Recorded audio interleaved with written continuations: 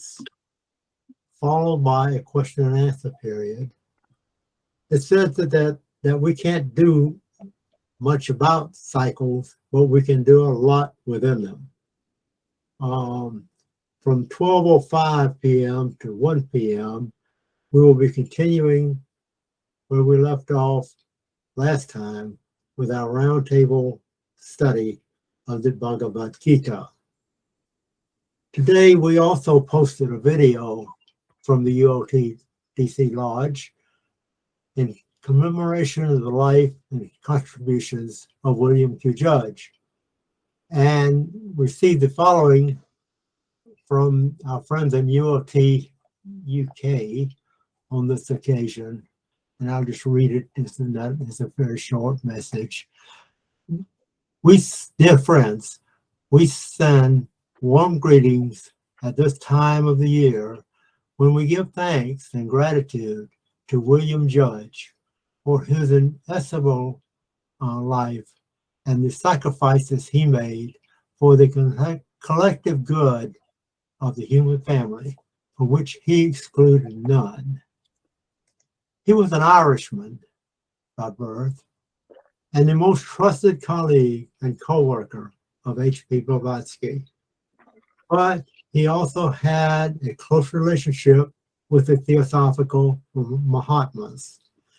His letters and semi-autobiographical stories suggested he was part of their school for eons, as HPB had written to him. This is also perhaps evidenced by his becoming known to his closest associates as the Raja, a name for an Indian king or prince. In this special anniversary meeting at 7 p.m. UK time, the Lodge will explore these themes and the guidance he gave for those who may wish to begin quietly treading the path that leads to becoming a chela or disciples of those Mahatmas who originated and stand behind the movement. With warmest fraternal regards, the United Lodge of Theosophists, London, UK. So we will continue on with the declaration that all ULTs go by. The United Lodge of Theosophists Declaration. The policy of this lodge is independent devotion to the cause of theosophy, without professing attachment to any theosophical organization. It is loyal to the great founders of the theosophical movement, but does not concern itself with dissensions or differences of individual opinion. The work it has on hand and the end it keeps in view are too absorbing and too lofty to limit the time or inclination to take part in side issues. That work and that end is the dissemination of the fundamental principles of the philosophy of theosophy, and the exemplification in practice of those principles through a truer realization of the self, a profounder conviction of universal brotherhood. It holds that an unassailable basis for union among theosophists, wherever and however situated, is similarity of aim, purpose, and teaching, and therefore has neither constitutions, bylaws, nor officers, the sole bond being between its associates being that basis. And it aims to disseminate this idea among theosophists in the furtherance of unity. It regards as theosophists all who are engaged in the true service of humanity, without distinction of race, creed, sex, condition, or organization, and it welcomes to its association all those who are in accord with its declared purposes and who desire to fit themselves by study and otherwise, to be the better able to help and teach others. The true theosophist belongs to no cult or sect, yet belongs to each and all. Our devotional reading is from the Voice of the Silence. We're continuing on uh, reading snippets from that book. Thou canst create this day, thy chances for the morrow.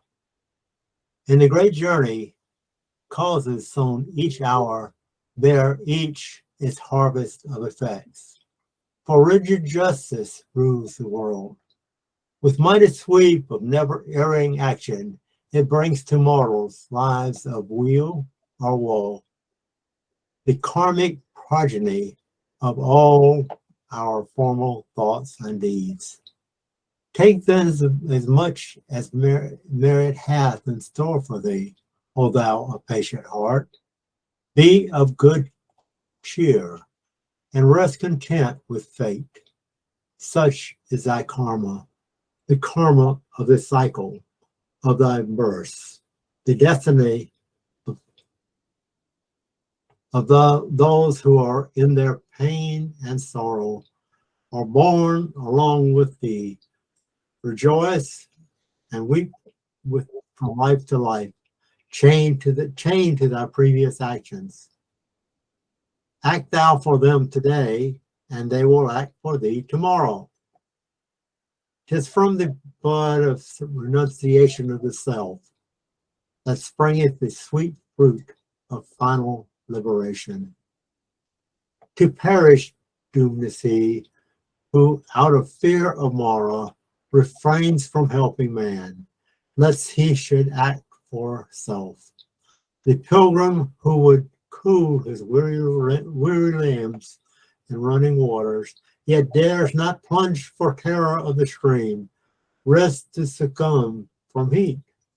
Inaction based on selfish fear can bear but evil fruit. The selfish devotee lives to no purpose. The man who does not go through his appointed work in life lives in vain. Follow the wheel of life. Follow the wheel of duty to race and kin, to friend and foe, and clothe thy mind to pleasures and to pain, as to pain. Exhaust the law of karmic retribution. Gain cities for thy future birth. If son thou canst not be, then be the humble planet. If thou art debarred from flaming like the noonday sun upon the snow-capped mount of purity eternal, then choose, O neophyte, an humbler course. Point out the way, however dimly, and lost among the host, as does the evening star to those who tread their path in darkness. And we normally touch on the three fundamentals. We'll have a volunteer for that. Do you want me to read? Sure. Okay. Just give me a second.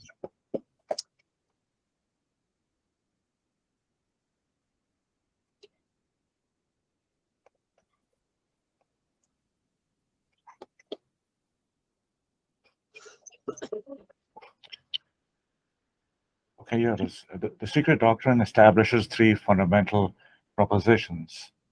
A, an omnipresent, eternal, boundless, and immutable principle on which all speculation is impossible, since it transcends the power of human conception and could only be dwarfed by any human expression or similitude. It is beyond the range and reach of thought. In the words of Mandukya, unthinkable and unspeakable. It is beingness rather than being, in Sanskrit called Sat, and is beyond all thought or speculation. It is one reality by the term the great breadth. The first fundamental statement also emphasizes the metaphysical one absolute. The second fundamental assertion of the secret doctrine is the absolute universality of the law of periodicity, of flux and reflux, ebb and flow, which physical science has observed and recorded in all departments of nature. An alternation such as that of day and night, life and death, sleeping and waking, is a fact so common, so perfectly universal without exception that it is easy to comprehend. The third fundamental proposition of the secret doctrine asserts identity of all souls with the universal oversoul. It describes the obligatory pilgrimage for every soul through the cycle of incarnations in accordance with the cyclic and karmic law. In order for every divine soul to acquire an independent or conscious existence, it has to have A. Passed through every elemental form of the phenomenal world of that Manvantara, and B. Acquired individuality or consciousness first by a natural impulse and then by self-induced, self-devised efforts checked by its karma, thus ascending through all the degrees of intelligence from the lowest to the highest manas, from mineral and plant up to the holiest archangel, the Dhyani Buddhas. The third fundamental proposition further asserts that esoteric philosophy admits no privileges or special gifts in man save those won by his own ego through personal effort and merit throughout a long series of metempsychoses and reincarnations. Then we'll turn it over to the speaker. Thank you, Lenning. Thank you, everyone. I'm very honored. It's been several years since I last imparted a presentation. I'll do my best to try to do justice to the very deep philosophy behind the topic of cycles that we have access to from through the United Lodge of Theosophy. So today's topic is cycles. So through the reading side, I'll try to first foremost address here what Theosophy says about cycles, and I'll also try to tie it into modern day examples for which this could be seen. So the first to begin, so obviously it is this is a very important topic in Theosophy. To begin, the one key metaphor I want to begin is that a cycle is analog to a ring which turns, since that's the derivation that the word indicates. And the corresponding words in Sanskrit are Yuga, Kalpa, and Manvantara. But of those, Yuga comes closest to what the term cycle means, because it is lesser in duration than the others. In that light, it's a bit more immediate, if you want to call it that. The beginning of a cycle, according to Theosophy, must be a moment that added to other moments makes a day, and then added together constitute months, years, decades, and centuries. Beyond this, according to Theosophy, the West hardly goes by. It's very common that we live in a society where time pressure is very present, always. Especially in first world, if you want to call it that, the idea to be the self-made man, self-made woman, to work, produce is very common. So that can be easily be seen in that light. Beyond that, Theosophy also recognizes the moon cycle and the great Sidereal one, but looks at both and upon the others merely as periods of time. If we were to consider them as both lengths of time, there is no profit except to the dry student or to the astronomer, according to Theosophy.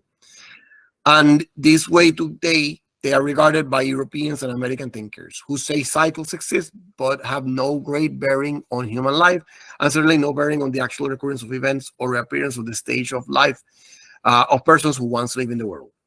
That's what that's a way most people that are more secular kind of believe or think. The Theosophy theory is distinctively otherwise, as it must be. It carries out the doctrine of reincarnation, to which in preceding pages a good deal of attention has been given. Not only are the cycles named actual physical facts in respect to time, but they and all other periods have great effect on human life and the evolution of the globe with all forms of life thereon. Starting with the moment and proceeding through a day, this theory erects the cycle into a comprehensive ring, which includes in all in its limits. The moment being the basis, the question to be settled in respect to the great cycle is, when did the first moment come? What comes first, the chicken or the egg? Cause and effect. What reverse causality? That's one of the topics addressed by that question. That cannot be answered according to philosophy, but it can be said that the truth is held by the ancient theosophies that at the first moments of the solidification of this globe, the mass of matter involved attained a certain and definite rate of vibration, which will hold through all variations in any part of it until its hour for the solution comes. These rates of vibration, which is obviously a very important topic here, are what determines the different cycles. And contrary to ideas of Western science, the doctrine is that the solar system and the globe we are on now will come to an end when the force behind the whole mass of seen or unseen matter has reached its limit of duration during under cyclic law. Here, our theosophical doctrine is again different from both the religious and scientific one. We do not admit that the ending of the force is the withdrawal by a god of its protection, nor the sudden propulsion by him of another force against the globe, but that the force at work and determining the great cycle is that of man himself, considered as a spiritual being. When he is done using the globe, he leaves it. And then with him goes out the force holding it all together. The consequence is dissolution by fire or water or whatnot, depending on that. And this phenomenon simply being effects and not causes. So the ordinary speculations on this topic are that Earth may fall into the sun, or that a comet or density may destroy the globe, or that we may collide with a greater planet or unknown. Those are some concerns some people have. Having said all that, that was like to begin the talk with this perspective of what cycles are and the ways perceiving science and theosophy and how distinct that can be. Now we move into the topic of reincarnation, which is obviously a big part of this. Reincarnation is considered in theosophy to be the great law of life and progress. It is interwoven with that of the cycles and karma. All three work together intrinsically: reincarnation, cycles, karma. And in practice, almost impossible to disentangle reincarnation from cyclical law, because it is part of it, of being born and reborn. In individuals and nations in definite streams return in regularly recurring periods to the earth, and thus bring back to the globe the arch of civilization, the very persons we once were on it at work. Thus, in the units in nation and race are connected together by invisible strong threads. Large bodies of such units moving slowly but surely all together unite at different times and emerge again and again into new race and new civilization as the cycles roll their appointed rounds. So, having said that, to tie it in, we can tie this in to the idea that karma is not something that should be simplified. Many people think of karma as in a state cause and effect, which is correct, but people see it as a like immediate thing. Like if somebody one person punches one person, then the other person will punch you back. That's cause effect. That's karma. It's really not as simple as that. There is individualized karma. There is family karma. There is group karma.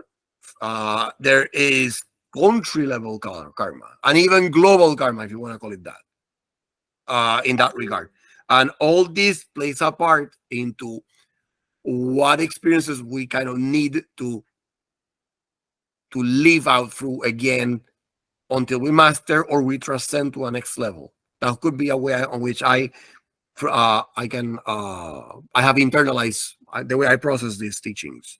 I'm not claiming to be 100% correct or accurate, just my point of view. I'll continue now with this part of the presentation. Therefore, the souls who made the most ancient civilization will come back and bring the old civilization with them in idea and essence, which being added to what others have done for the development of the new race is in its character, and knowledge will produce a new and higher state of civilization. The newer and better development will not be due to books, to records, to arts, or mechanics, because all those periodically get destroyed so far as physical evidence go. But the soul ever retaining in manas the knowledge it once gained, and always pushing to completer development the higher principles of power, the essence of the progress remains, and will surely come out as the sun shines, as Theosophy says. As long this road are the points are when the small and large cycles of others bring out for man's benefit the great characters who mold the race from time to time. Now we go into the phase of the cycle of avatars, a very important topic here in Theosophy. In this, the greater avatars are considered to be those marked by the appearance of Rama and Krishna among the Hindus, Menes among the Egyptians, or Zoroaster among the Persians, and Buddha to the Hindus, and as well as to other nations of the East. For Theosophy, Buddha is considered to be the last of the great avatars, and is in a larger cycle than Jesus Christ for the Jews, according to Theosophy. Just want to clarify that. And the teachings of the latter are the same as those of Buddha, a tincture with what Buddha has taught to those who instructed Jesus Christ, according to his view of Theosophy. Another great avatar is yet to come, and I underline this, corresponding to Buddha and Krishna combined. That would be what the future is considered to be. Krishna and Rama were associated with the military, civil life, religious, and cult or order. Buddha is there are more parallels of Buddha to the ethical, religious, and mystical, which was then considered to have been followed by Jesus Christ. On this topic, Muhammad was also considered to be more related to civil, military, and religious aspects. Following on this topic, cycles can also be considered to have included mixed characters who had influence on nations. Some examples are Moses, Carlomagno, Napoleon, and George Washington as the first president of the United States, for which to whom is attributed the root of a new race being formed. In this case, the United States, since it's would be considered quote unquote a new race, a new nation, which has been around since 1776. As the intersection of the great cycles dynamic effects follow and alter the surface of the planet by reasons of shifting of poles of the globe or other convulsions, those are aspects of this theory that address physical matter. Given my own background and interest, I'm gonna focus a bit more on other aspects.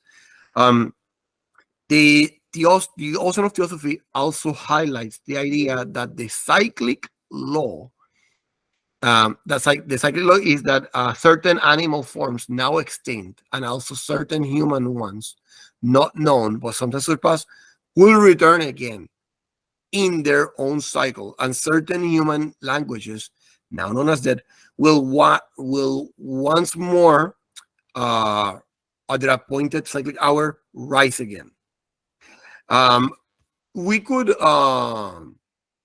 that's something that I could mention. We could be witnessing these events unfold in the present moment. I recall about 6 years ago, I remember one musician from United Kingdom said repeatedly on many occasions that the Mayan Mayan civilization disappeared suddenly, and that's a mystery that has never been solved. And that's the idea I grew up myself with on school, hearing Mayans disappeared, or vanished, and there's no text, no, because they did left their language could not be decoded during the time I grew up, and it's a mystery why this disappeared. I remember hearing this over and over until one person close to me told me, actually, that has been deciphered through modern day technology. The ancient Mayan language has been estimated to be decoded by 92%, close to 100%. And in that light, it actually, the reasons why Mayans are no longer with us have, according to science, have been somewhat clarified by now. So, and with this slide, like I mentioned, it could be considered that under cyclical law, that language that was considered to be dead came to life. So that's what I wanted to bring this on as an example of how this topic of dead languages could refer to us later on. Okay, continuing with this, the cycle of the sun is a period of 28 years, which, having elapsed the Dominical or Sunday letters, return to their former place and proceed in the former order according to the Julian calendar. So the great in this the ocean of theosophy goes further deeper into what a sidereal calendar is. The equivalence, for instance, it says that it's composed of 25,868 solar years almost, and that the last sidereal year was estimated to have ended 9,868 years ago, according to the publication release of the Ocean of Theosophy, at which time is considered to have been big movements in the earth, as well as the distribution of nations.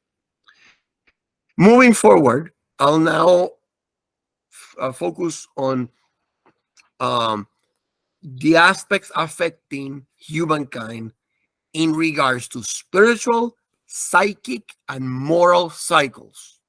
And out of this growth, the national, racial, and individual cycles that I alluded to earlier when I tied this in with karma. So according to the theosophy, race and national cycles are both historical.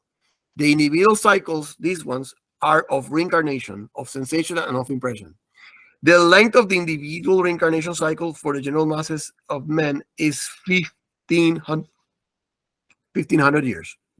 And this in turn gives us a large historical cycle related closely to the progress of civilization. As for the masses of persons returned from Devakan, it must follow that the Roman, the Greek, the Old Aryan, and the other ages will be seen again and can to vary a great extent to be plainly traced.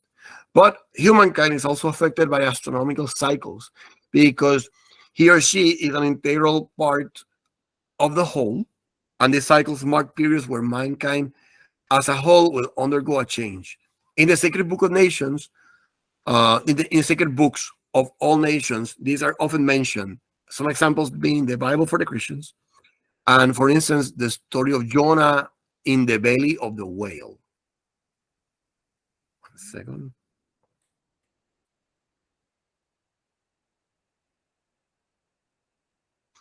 In this context, Jonah is perceived as a metaphor to the constellations.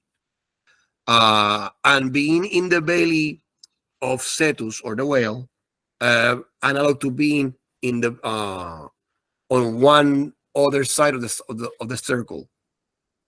And Jonah is then considered to be the center of the fish, and is about to be thrown out at the expiration of the period when the man point has passed so far along in the zodiac as to be out of opposition to the whale. According to this view, it's a metaphor. Similarly, as the same point moves through the zodiac, it is brought into opposition for the different constellations that are exactly opposite from century to century when it moves along. During these processes, changes take place among men and on earth, exactly signified by the constellations, which those are read according to the right rules of symbology. According to theosophy, it is not claimed that the conjunction causes the effect, but that ages ago, the masters of wisdom worked out all the problems in respect to man, and found in the heavens the means for knowing the exact dates when events are sure to occur, and then by imprinting in the minds of older nations the symbology of the zodiac, were able to preserve the record of the prophecy. Thus, in the same way that a watchmaker can tell the hour by the arrival of the hands, or the words of the watch at a certain point, the sages can tell the hour for events by the zodiacal clock. This is not, of course, believed today, but it will be well understood in future centuries, as the nations of the earth have all similar symbols in general for the zodiac, and also the records of races long dead have the same. It is not likely that the Vandal spirit in the Western 19th century will be able to efface this valuable heritage in our evolution.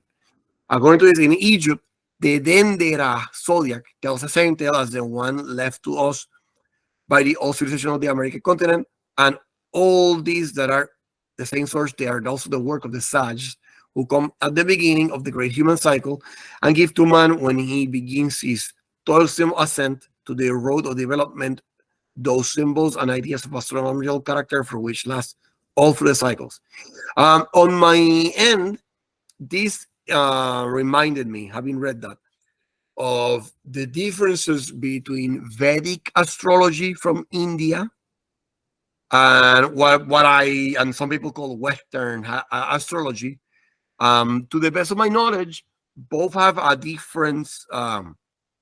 They measure the constellations in the way they are mapped in the sky on different reference points. I can't remember. I don't want to mislead the audience because I myself am not 100% clear, but I believe this results in an estimated difference of 14 days, something like that. That's like, for instance, on Western astrology, I believe, so to the best of my knowledge, I would be considered Gemini. For Vedic astrology, I'm considered Taurus. So some people could have a different astrological sign depending on what astrological system the person is being considered on. Just to mention this topic, is very, very fascinating. And the symbology behind Jonah and the whale is it really, really brought me back many memories. Very interesting topic. I'll proceed to continue. The ocean theosophy then moves forward to address the topic of cataclysms occurring at the beginning and ending of the great cycles, with the main laws governing those effects being karma and embodiment or reincarnation, proceeding under cyclic rule. At the change of each of a great cycle, they reach what may be termed the exploding point and cause violent convulsions of the following classes: earthquakes, floods, fire, and ice. Because those are more physical manifestations that all of which we all know quite well. And I'll quickly go screen for that. Later, the ocean theosophy mentions that both Egyptians and Greeks had their cycles. There were time periods where both of them were the dominant culture and the most developed culture. It was their time. The advances in science, in philosophy, in knowledge were very robust at those periods. But according to the ocean theosophy, they were derived from the Indian sages. According to the ocean theosophy, the Chinese are considered to have always been a nation of astronomers, according to the theosophy, and have recorded observations reaching back to the Krishna era. But they belong to an old race, as strange as that may seem. On the coming of Christianity, a heavy pall of darkness also fell on the minds of the West and India, and was for many centuries isolated, so as to preserve these great ideas during the mental night of Europe. This isolation was brought also deliberately as a necessary precaution taken by the Great Lodge, to which I adverted in chapter 1, because its adepts, knowing the cyclic laws perfectly, wish to preserve philosophy for future generations. It would be more pedantry and speculation to discuss the known Saros and Naros and other cycles of the Egyptians, That's what the ocean philosophy suggests. Then the ocean mentions a period or exhibition of universal manifestation called Brahmarandra.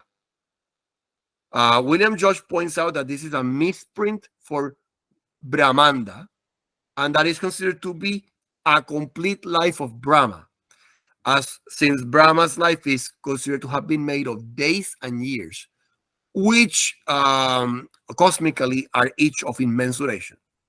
In his day is as a man's 24 odd hours long.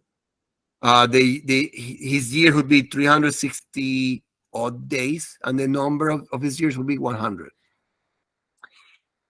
Taking this globe, since we're concerned with no other globe that we live in planet Earth, Ocean philosophy says that it's governed and its evolution proceed under Manu or man, and from this term, the term Manvantara derives, which in this case would be considered between two Manus. The course of evolution is divided into 4 yugas for each race in its own time and way. These yugas do not affect all mankind at one and the same time, as some races are in one of the yugas, while others are in a different cycle. The Red Indian, for instance, is the end of his Stone Age, while the Aryans are in quite a different state. These 4 yugas are Krita, Satya, the Golden, Treta, the Dwapara, and Kali, or the Black. According to the Ocean philosophy, the present age for the West and India is considered to be Kali Yuga, especially in respect to moral and spiritual development. The first of these is slow in comparison with the rest, and the present Kali is very rapid, and its motion being accelerated precisely like certain astronomical periods known today in regard to the moon, but not fully worked out. For this, there is a table that the Ocean philosophy provides. I wanna share the table here. Give me a second so I can. I'm trying to make adjustments so I can. Yeah.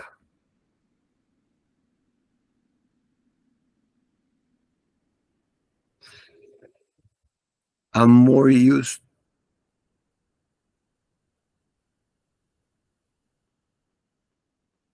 I'm trying to use the share the screen option, but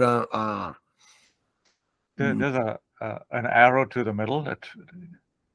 arrow to the Let's middle. see. Hang on. Yeah, so there's a little button with a box which shows an upward arrow. Give me a second. And then there you have 3 options: entire screen, window, or a tab. Activities, breakout rooms, pools. Is it that? Well, what is below? You have your microphone, your camera. The buttons at the bottom, right? Yeah. So if you go towards the right, you see there's one button with an Present arrow. now. Yeah, present now. Yeah, just click that, and you can pick any screen you want to. So. Okay.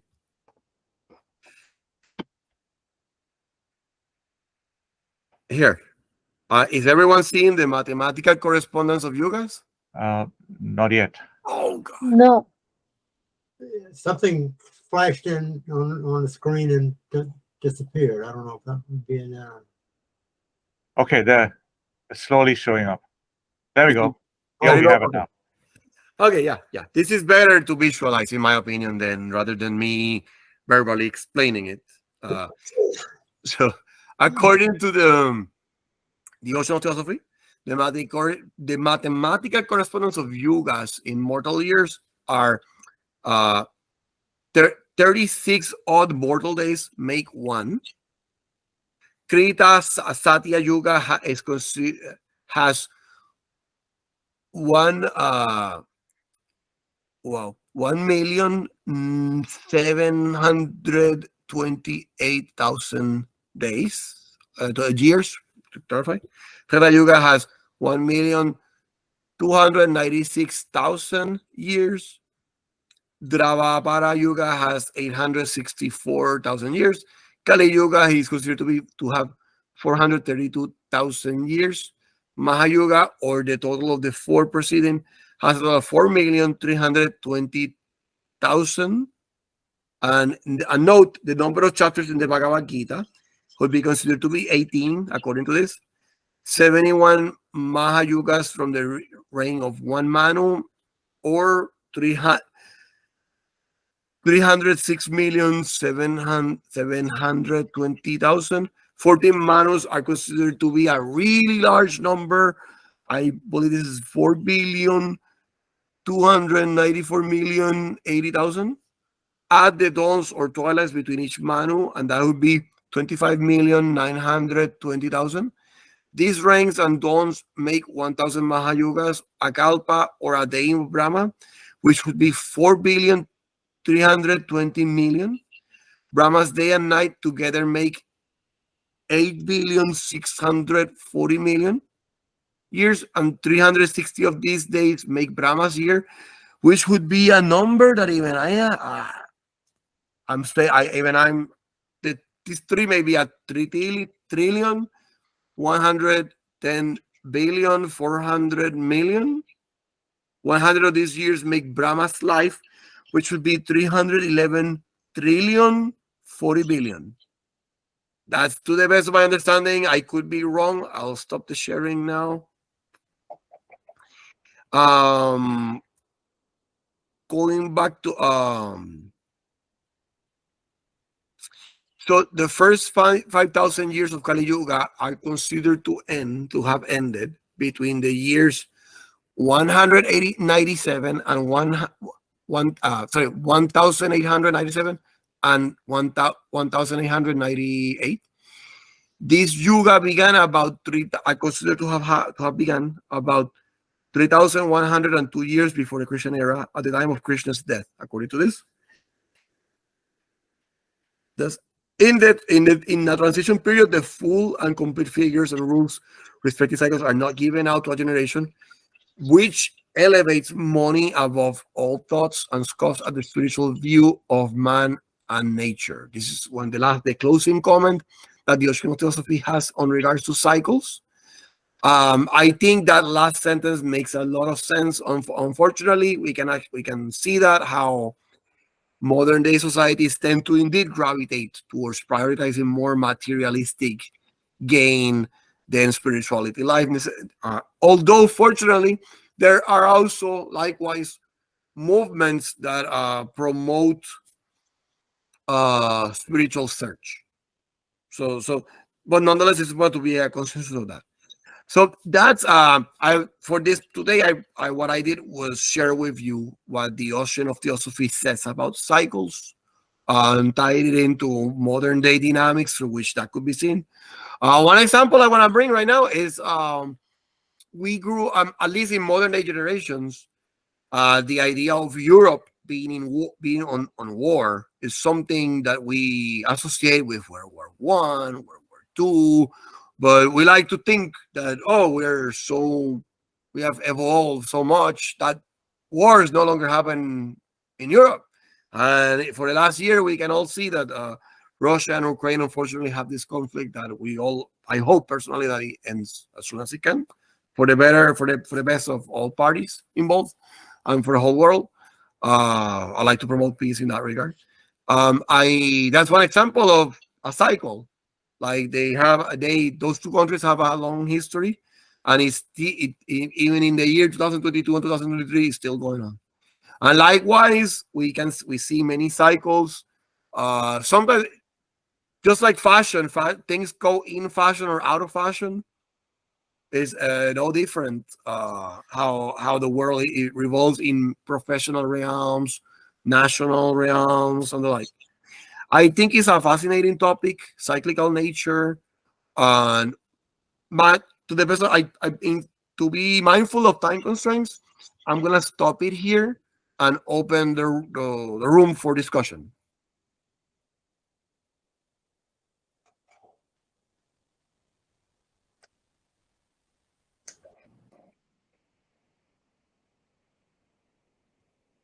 Herb, yes.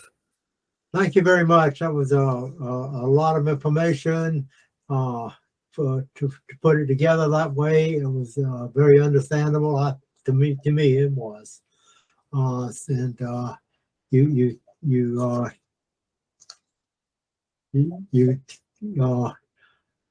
hit the ocean of theosophy. That table says a lot about the bigger cycles, but we have the smaller cycles too, the day and night and so forth, that we can relate to that. So, and also I was thinking about, you alluded to it too, the Earth, page 200 of the first volume of Sacred Doctrine, shows that the Earth is going from down to the most material densest, most material that was going to get. It is now, and that we humans follow the pattern too of the Earth. So that I related that to cycles too, and you kind of suggested that in your talk. So it was very, very helpful to me. I appreciate it. I'm glad. It's a very fascinating topic. I wanted to ask Priyanka, who's in India right now, and my understanding is that she has some familiarity with the Bhagavad Gita. What's her impression about what was spoken about here today from the Indian from the perspective of India and what you know? She's on mute. If she's gonna. Hello everyone. Thanks, Lenny.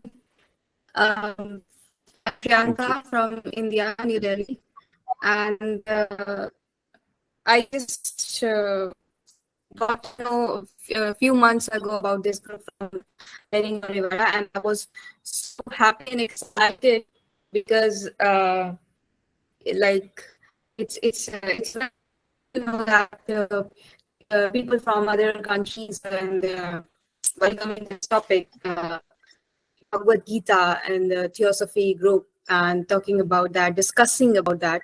So which is like, even in India, it's like most of the youth today maybe do not know about it. And so basically today's topic is related to cycles.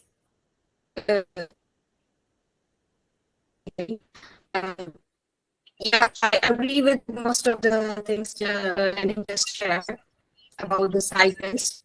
And the 2 points, like cycles are basically like we say that in our Hindu scriptures. And my understand it basically depends on the understanding. So it's like everything, tangible, intangible, living or non-living, on Earth or outside Earth as a cycle. We say that the first one, which is like the three chaos, the Brahma, Vishnu, and Shankar, they themselves have the cycle, and the smallest, the creatures like protozoa, fungus, even they have the cycle. This is what the scriptures say. So, and everything has a effect. We cannot say that there is no, like, we do any action, it can't cause any effect. Like if I'm sitting here and I'm doing this, even this act has a doing this. If I'm doing this, what I'm doing, changing the path of some particles. Changing the path of some particle, I'm blocking particles and changing their directions, which are not visible to me. So this also has an effect. The same thing applies with the karma cycle. because karma cycle also has cause and effect. He said that we do not know that everything comes back, return back, but it's like because we did it, so that's why it's going to come back. It's if I say in a very general sense, it's understood that if we create pollution, like, so we are gonna be affected by that. So it's the same way that karma comes back. It's this generation or next generation or anyways, but karma comes back. So because in everything, like be it the vegetation or animal life or just human life. So it's even the thoughts of people. Thoughts are cyclic. The very conscious and very unconscious. The thoughts are cyclic. And he just told about war. The wars are even cyclic. The human emotions, the human tendencies to change their emotions, is also cyclic, and the war is dependent on them. We cannot stay at peace always. Peace have an end. So it's just like what we say, that it's all it's an illusion where and we have it's an illusion, basically. It's an illusion. So and that's why it is cyclic. We say that we will stay in peace. Now things are better. We'll stay in peace. Now we are more civilized, or now we are more aware. We will stay in peace. But we cannot control the internal tendencies of humans, the instinctual tendencies. Right word is instinctual tendencies, not emotions, but instinctual tendencies to act aggressively. We cannot stop that, because reason is the reason according to the Indian scriptures, like anything that is static and still, and anything that comes to an end, both is wrong. Because anything that is static and still, that means it's going to spoil. It's going to be stale. Basically, it's going to be stale. And anything that comes to an end means finished. Nothing finished. The exact word is complete, to restart. But finish means finished. No coming back. Nothing more will lead to complete end of everything. So nothing's going to end and nothing's going to stay still. Like we say mortality, the point of mortality and immortality. So if it's understood, like if we imagine I'm not going to die, I'm going to stay always. So live in such a situation, living would be the biggest curse for me. If I say that I'm not going to die, I don't. So it's like I have to complete it to come back. So if I stay, it will be a curse. I will be a stalled thing. I will be stale. So this is what basically why cycle is important. Cycle is ventilation. Cycle is oxygen. So cycle is that thing. So without cycle, it's the worst thing. If there is no cycle, it's the worst. So so this is what it is about. That's why the yugas also have it depends. Some cycles are like smallest, some are the biggest, and the largest one is the cycle of the three devs, Brahma, Vishnu, and Shankar. That's the biggest. That's the longest cycle, and so that's how relatively we have the largest and the smallest cycle. Thank you so much.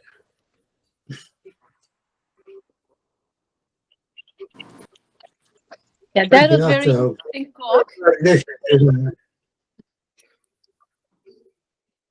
And I have one observation to share and one question. The one observation that I was thinking about how important the cycles are. I was reading a book, Thief of Time by Terry Pratchett, just a novel. But the end of the world, the end of the universe was stopping the clock, stopping time. So the end is when there is no cycle, when time is stopped, when everything freezes in the position it is. So it's very interesting how Theosophy basically describes beingness as a cycle, that it is the repetition and flow of time events, folding and unfolding of the universe. The question I have is, in basically in most religions, there is a finality to existence. Like there's a Mayan prophecies of the end. There's the eschaton of Judeo-Christian tradition, basically the end of the world and coming of Christ. So it sort of gives a fatalism that no matter what you do, there will be end of the world and the Redeemer will come, and or maybe not, but there is the end of the world.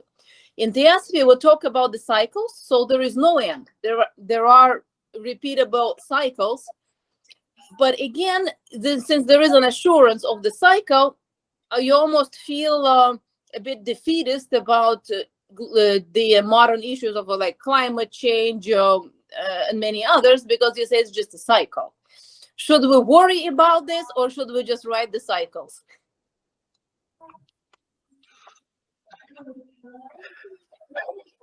I put you on the spot, but it would be interesting to discuss this. I think it's personally, wow, it's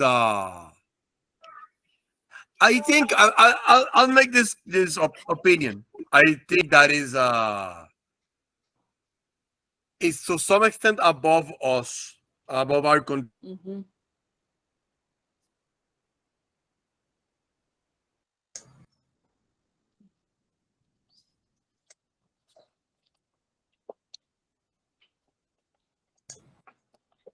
Very profound. And I've also heard that time is an illusion too, that time doesn't exist. I've heard all these things. And even if we think something ended, or it seems like, it's really, it's a transformation, could be a better way to see these things. Because matter, there's this principle that matter is never created or destroyed, it transforms. And I think the concept of cycles at heart bear that, and it can totally explain what the topic you brought up here about time. I think when we think something ended, in reality, is a transformation. Mm-hmm. Something is being transformed into something else. That would be how I perceive it. In that light, I think. But that's my impression. I like this group conversation, so I want to hear from other people too, Priyanka or Herb or Carolina or Kathy or anyone or Steven. Yes. Good. So a comment and a question. So we can use the law of cycles.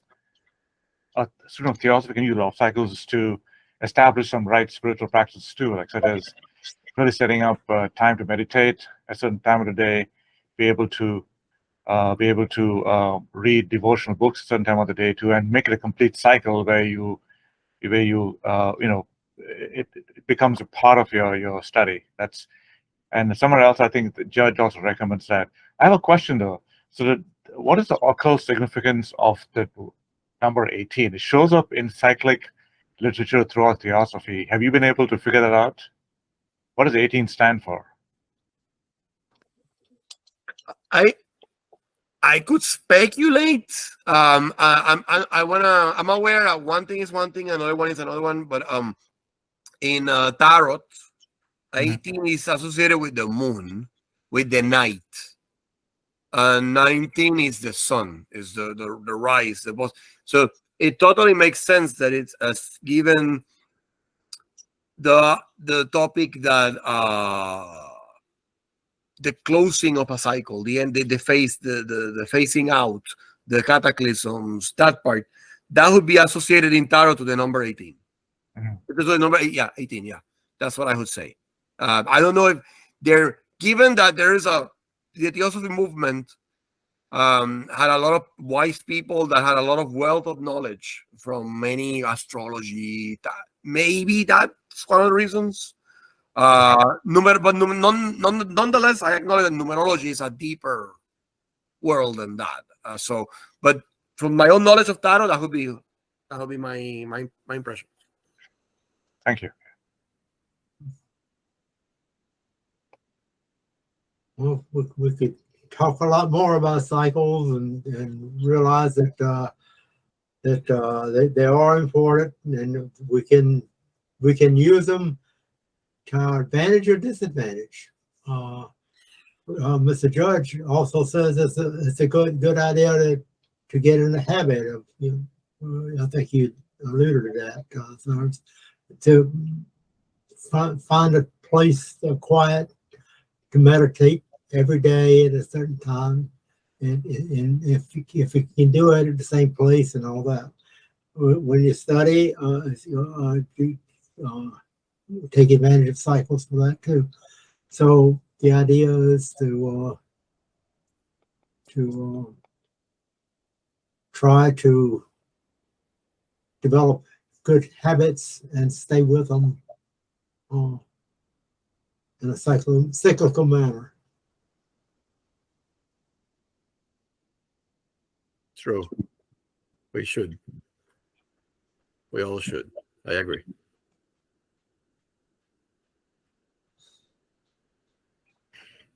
Okay. You gonna say something, Lenny? I was going to ask you, I believe I read something that following the talk, there was going to be like a discussion of the Bhagavad Gita. Am I correct? Yes. As soon as we're running a little over on this, and I'm fine with that, because I thought that it was very interesting conversation. So yeah, we're gonna take about a 2-minute break, whatever we need, and start with the Bhagavad Gita.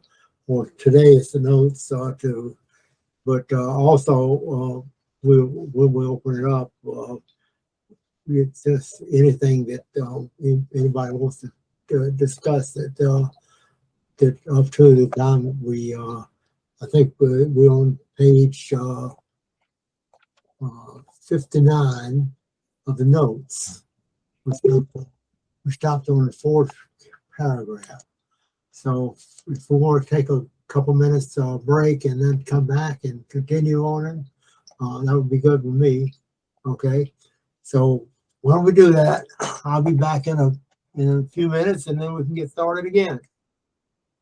I may have to say goodbye now, but thank you so much for a wonderful talk.